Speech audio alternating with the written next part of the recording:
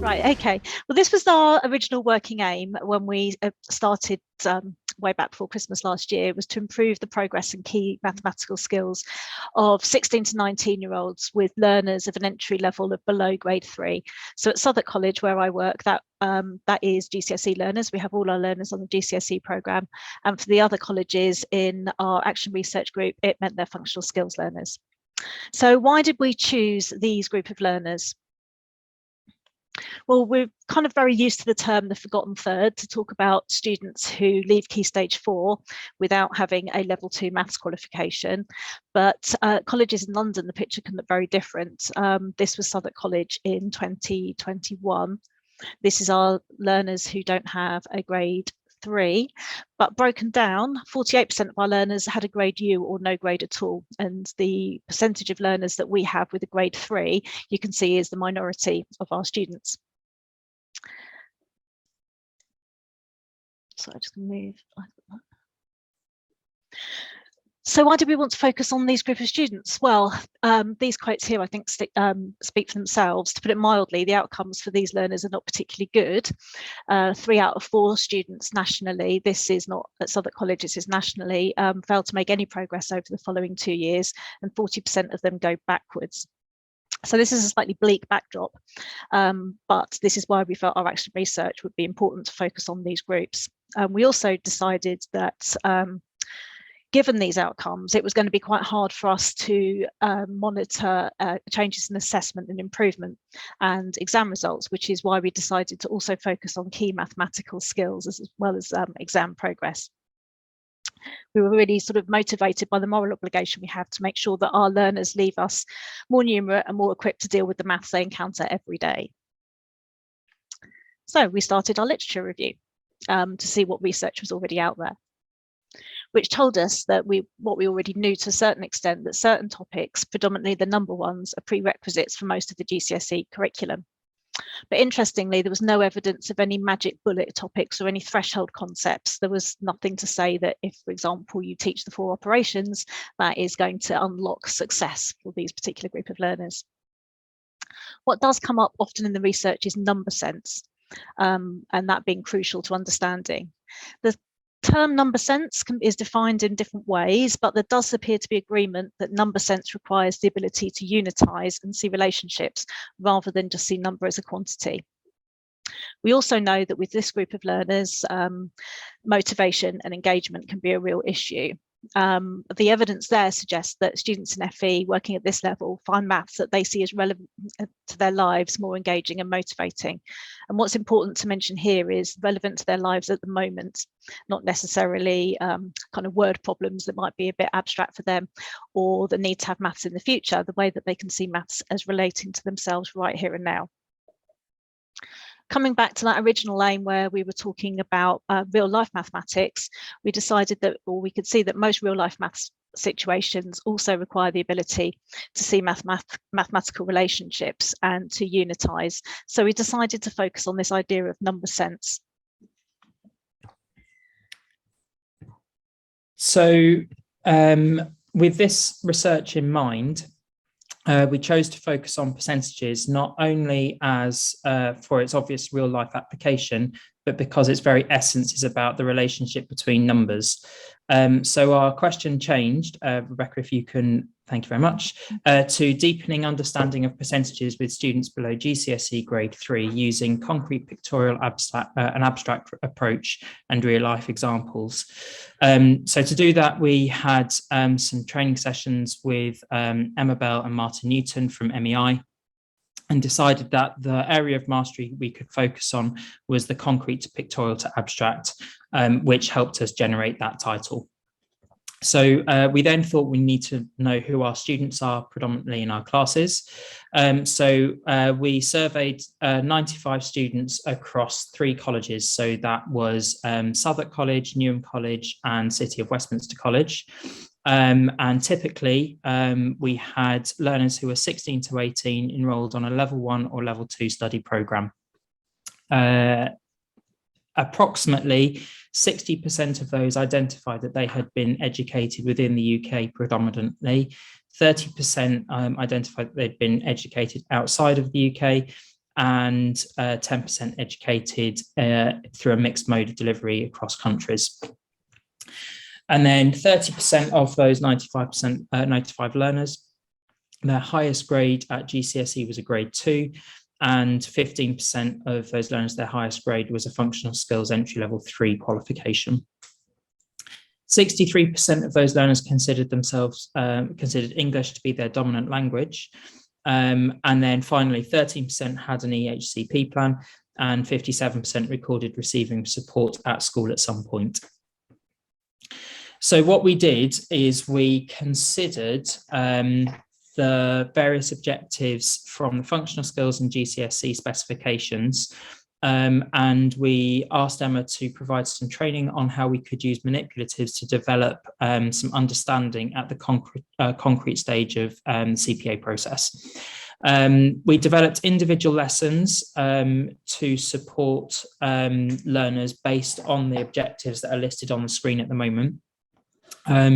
And once those have been developed, Emma quality assured them and unified them so they were clearly identifiable as a set that had been put together by a group rather than by 3 individual groups.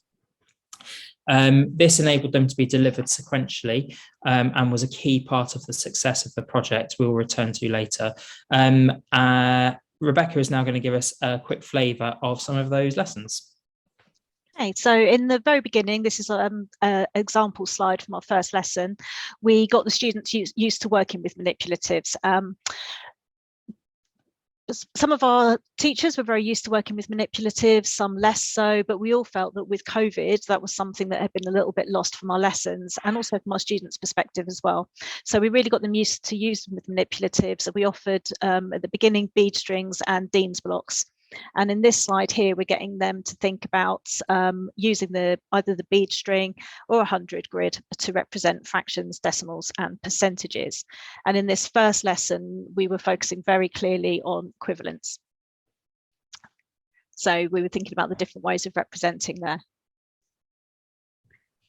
In the second lesson, we moved on slightly from the concrete more to the pictorial. So we considered bar models there, but it's really important to stress that we didn't take the manipulatives away. We wanted the students to have ownership of those just to become a sort of natural part of the lessons and the things that they have available to them to work with. We did allow calculator use as well because we wanted to reduce cognitive load where appropriate, but we also wanted to develop their calculator skills at the same time. By lesson 3, we were really moving on to how you can use percentages in real life. And again, it's really important to stress here, we wanted to make them actual real examples, not something exam questions necessarily. So we had a look at percentages around us. And then we let them have a play with websites. And if you look at a website like this, there is so much percentages on there. I can see straight away 3 different percentages. There's codes. Sometimes the percentages have been worked out for you. Sometimes you've got to put the code in. But we let the students have a good look around these and to see what they could see. Then we led into slightly more structured questions like this one, where you have the same pair of trainers, but if you buy them at JD Sports, they're £80 with a 20% discount, and at ASOS, they were £60 with a 15% discount, and to see which was the better value. And in my classes, the students came up with their own examples of these as well. They found the same things on at various websites and looked at the different price deals. We did at this stage as well and throughout have some exam questions because we want our learners to go into the exams fully prepared. So following delivering our interventions and writing them, we needed to consider how we could assess whether we had, how we could measure our success. And this required us to put in some considerable thought. These students who are struggling with, in this case, mathematical processes, they would have first been introduced to this process at about the stage of being in year 5. So if we looked back at the previous statistic that 40% of these learners go backwards post 16, what would success look like for us? Was an assessment going to be the most important factor? But obviously, yes. we did need to assess our learners, but we needed to think about not only an assessment there, but also that everyone that had been part of the process. So taking on board some teacher reflections and also some from the learners as well.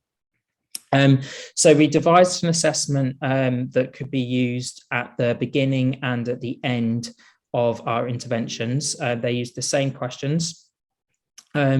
There were 12 questions that looked at purely mathematical questions relating to maths. And then we also asked them to rate their confidences with various elements and competencies of relating to percentages as well. So this is a chart which shows our knowledge improvement. Now, it's important to caveat this. We had a lot of learners who who answered the first questionnaire and who answered the end questionnaire, but we only had, I think it was 35 learners who answered both of those questionnaires. So the data that's on the screen relates to just those learners that answered the first and second questionnaire. Secondly, it doesn't guarantee that they attended all 3 sessions. However, when we look at this chart, we can see that in the majority of cases, all learners have made improvements to the answer to those first 12 questions, with the exception of question 7, where there was some negative progress, and question 11, where it was equal. There was no change there. We looked at their attitudes and how those had improved. So out of the 7 competencies that are shown here, we can see that in 6 of those, out of the 6 of those competencies, learners made improvements in terms of their attitudes, which we are linking through our results. We're showing, we are suggesting that the learner's attitude does link to actual improvement. So if a learner's confidence can improve, then their outcome is likely to improve. The one where it showed some negative impact there was questions relating to interest. As well as that, we really wanted to hear the student voice. I mean, you know, you could argue that if we've delivered some lessons, we would expect to see some knowledge improvement. But like we said before, with this group of learners, this couldn't be our only measure of success. We held focus groups after the interventions, and I've just pulled out some of the quotes there from the students. They all, I mean, overwhelmingly, people had positive things to say about using the manipulatives. And this was a concern for us because we did wonder if at the beginning whether they would feel like it potentially was a little bit childish. But actually 86% of students said that using manipulatives helped their understanding of percentages. I really like that quote in the middle that came from one of Resi's students. In the exam, I imagined the beads in my head. I really like that. We also wanted to know what they felt about the real life examples. Had we got that right? Did it help, or would they rather focus on the more sort of exam style questions?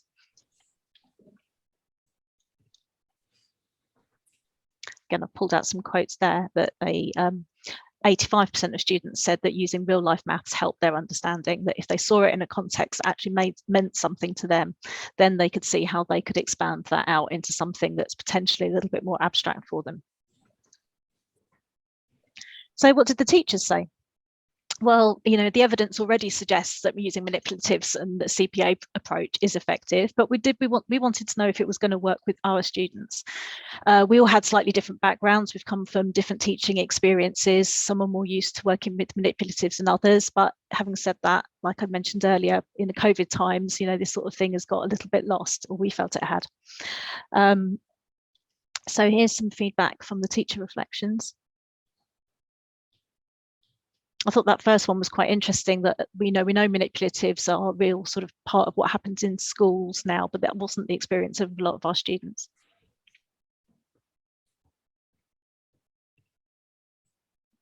And all teachers said they would use manipulatives. The quote in the middle here is particularly interesting to me because what we started off doing was quite, you know, it's quite basic with manipulatives. It was showing percentages on a 100 string, and deliberately so. But when we had retraining, we did see how that we could quite quickly scale that up to more complex maths. That just was never going to be our entry point. So our conclusions and recommendations were that, like I say, it was a very, very focused topic, a very focused action research. We wanted to know how we could get manipulatives up and running in classrooms. And a key success we thought was a team agreement, because of the action research, we actually had to do it. It wasn't just something we ordered in and sort of sat in the cupboard. We needed to get going. We had the resources available to us. We had the big box of resources that we could just get going with. We kept the lessons very simple, so it wasn't too scary for either students or for staff, and we really tried to make them fun. And with our work in planning, we ended up with a series of 3 lessons that had been quality assured by Emma, developed by all of us, that were really, really comprehensive. It allowed us to, they were almost a bit of a safety net, a security blanket, if you like, that meant that we felt confident enough to go and deliver those lessons in front of students. I think it's important to say there, Rebecca, that whilst we've said that they need to be fun, based on the discussion that we had when you had presented this earlier to your group of staff, it's not about them just being fun and therefore being patronising. It's about being able to show the relevance of these and how they can be helpful, and so that we develop that CPA aesthetic. Yeah, you're right. Actually, I wasn't very clear about that. I agree. And that's it. We say our comprehensive PowerPoints, but they were also adaptable. We all made changes to them. We had ownership. They were never meant to be delivered entirely as was, but they were there to make people feel confident. And our next steps, well, we really want to build on the good work that we've done, expand it out initially to other areas of proportion. I think something like this has to be developed gradually in your college. We really want to keep the CPD. That was great for our confidence levels, to be able to explore what can be done with manipulatives in a sort of safer space than being the person responsible for introducing them to your class when you're feeling a bit nervous. And we also would like to get to the stage where those comprehensive PowerPoints that we kind of needed to give us confidence can be reduced to key slides and to key points. Samuel, is there anything there that I've missed or anything that you'd like to add? No, I think you've covered it all. Yeah. Okay, so if anyone has any questions for us, please pop them into the chat.